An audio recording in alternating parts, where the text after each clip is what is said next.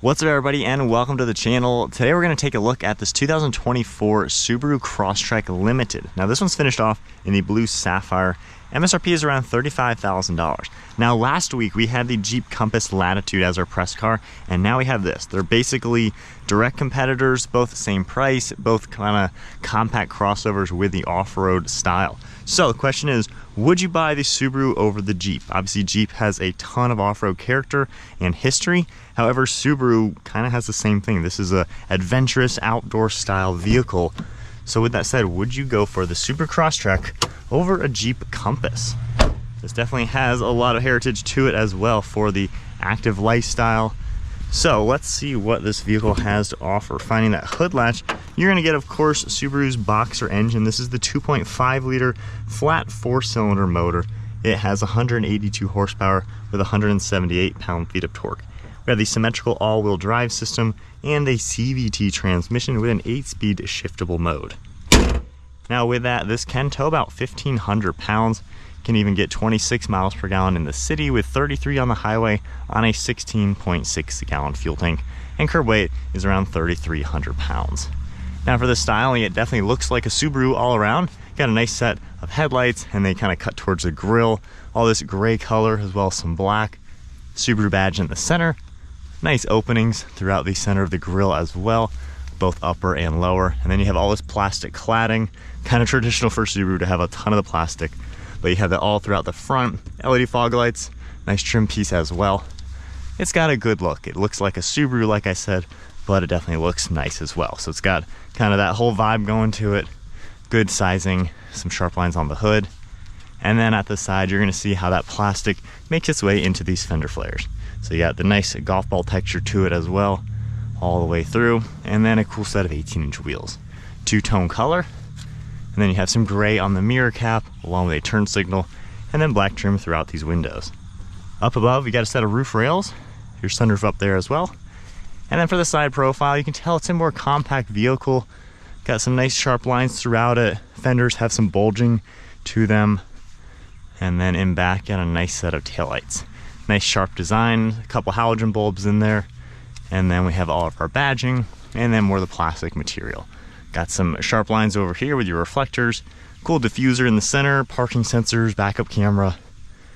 So yeah, it looks like a Subaru, but a nice compact version with the off-road style. Now you're gonna have a really small button back here, kind of hard to find sometimes.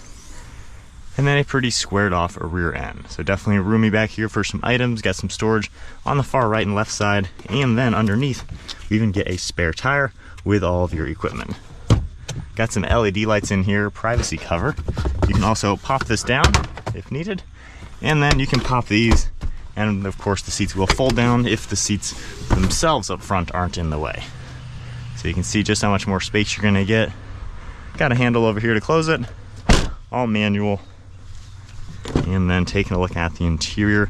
So for the back, just get some hard plastics and then just kind of like vinyl material for this padded armrest.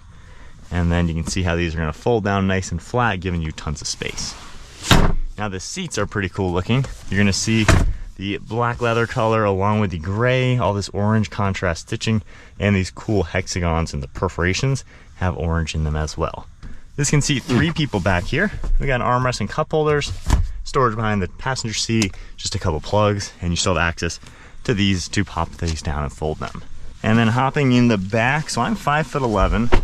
The driver's seat I pushed up about 1 inch just to give the headrest room to fold down. You have pretty good leg room in here. And then for headroom, it does cut upwards to give you better headroom. However, my head is about 1 inch away, and this little bump is almost eye level, so I feel pretty tall in here. Like looking to the left, I'm looking right at that. Windows are a little small. And then the seat cushion itself, it's a little on the hard side and it feels kind of short. So I wouldn't say this is the greatest family car out there. I think the Jeep Compass actually does have a lot more room on the interior. But in a pinch, you know, kids or something, or your friends, just every now and then, it's not the worst. But it definitely is a little bit on the small side back here, I would say. Which does make sense when you look at the exterior style. Kind of has a sloping rear end. It definitely looks a little bit smaller in back. As we make our way to the driver's seat, you get a little bit nicer materials, more of this soft touch with more padding. And then you can see the grab handle, all the controls, this plastic carbon fiber look material, power seats as well. And then all the same materials on here with the dual tone, all the orange contrast. For the steering wheel, we have some more orange stitching, and then firing it up. One thing I don't like, the screen takes a couple seconds to turn on. Like air conditioning, I still can't make an adjustment. Still can't make an adjustment. There we go. So if it's a cold morning and the day before was super hot and you had your AC blasting, your cold morning, you now have cold air blasting on you. So that is my one complaint with the Subarus. The screen needs to be less laggy. As soon as I fire it up, I want those air conditioning controls right there to work. So with that said, we have controls on the left side for some Bluetooth and audio, cruise control over on the right, along with your different drive modes. There are the paddle shifters for the 8-speed mode, and then the stop on the right for windshield wipers, headlight controls on the left, and then your basic gauge cluster, and then you can scroll through the center screen and just see a few different things popping up.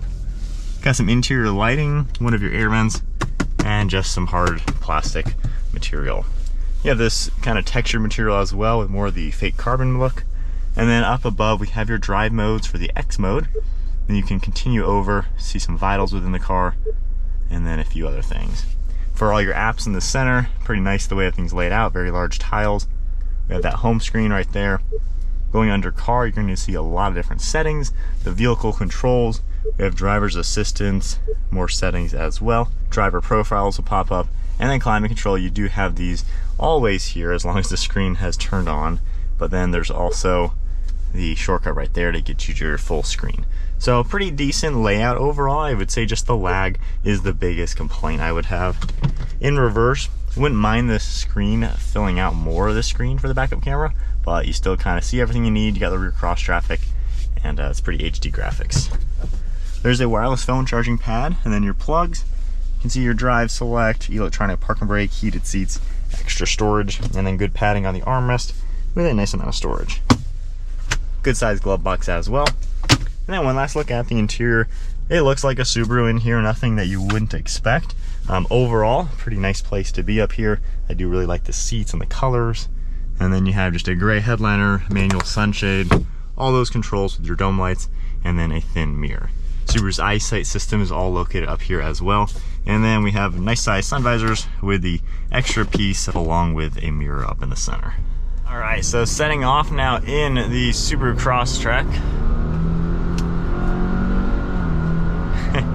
In the sport mode, flooring it a little bit. It's not a race car, it's definitely not that fast. The CVT, there is like programmed gearing to it, so it's a little interesting to where you're gonna feel somewhat of a shift, basically. It kind of lurches the car a little bit each time. So not obviously anything refined like any performance car. However, it still gets up to speed good enough. It's not like sluggish, so it'll be fine for getting into traffic, things like that. When you go into the I mode, it definitely is a little bit more sluggish, so I've been finding myself driving it in the S mode just to give me a little bit more RPM, a little bit more power out of it. I find it a little slow in the I mode. Normal driving, it's a fine car, honestly. The front seats are pretty comfortable. They support your legs and everything really well. Really good visibility, as you can tell. I mean, really easy to see over everything, even over your right and left shoulder. Really nothing too crazy or anything. So it's a pretty decent driving experience as far as just a normal economy car that is, you know, a little bit nicer and a little bit more rugged than your typical vehicle. The suspension's nice and smooth, absorbing bumps really well, and even taking some quicker paced turns. It's honestly a pretty confident to drive car. So this would be honestly a really good road trip vehicle, especially going into the mountains, which I would assume a lot of Subaru owners are going to those types of places. So taking the twisty roads, you're really not going to have an issue. Pretty quiet in here too. You don't really hear any wind noise or road noise at all. So honestly, it's a nice to be in kind of car. So no real complaints there. The infotainment, everything is very simple, very straightforward. My only complaint is the screen lag. It's a little annoying, especially when you get into the car, and it takes like 20 seconds for these controls for climate to even turn on, and they're basically left in the setting you left them in. So if it's a hot day and you got your AC blasting, you get in and you're freezing cold in the morning. So I really would like those to be less laggy. And earlier today, tapping just some of these, the screen froze on me for like 10 seconds. So I just wish there was less lag in the screen. Other than that though, it works fine, and most of the time you're not really gonna have an issue. So driving's really fine. The shiftable mode, I don't know if you'd really use them unless you just need to hold a higher RPM for mountain driving, like when you have a really steep hill, or if you are towing a small thing on the back, or maybe have a bike rack or something, you know, you want to have a little bit higher RPM on something steeper. So it's interesting to be able to use that. I doubt most people are going to. So hitting that pretty big bump, honestly, you have the ground clearance in this and the softer suspension to take stuff like that. So like I said, if you're going in the mountains or an off-pavement trail to do a camping trip or a hiking trip or something, this is going to get you there. And with the X modes that'll pop up on the screen here, in the slow speed, you have that off-road and slippery setting. So it seems like a pretty fine vehicle to drive. It's going to get you the place you need to go. And for the price point, it's not an expensive car. And yet you do have the nice amenities, the nice safety technology, as well as an interior that feels pretty nice with the leather seats and everything. So not bad. Steering is nice and light, but direct enough. Brakes all work really well. Not a bad, affordable, rugged car for sure.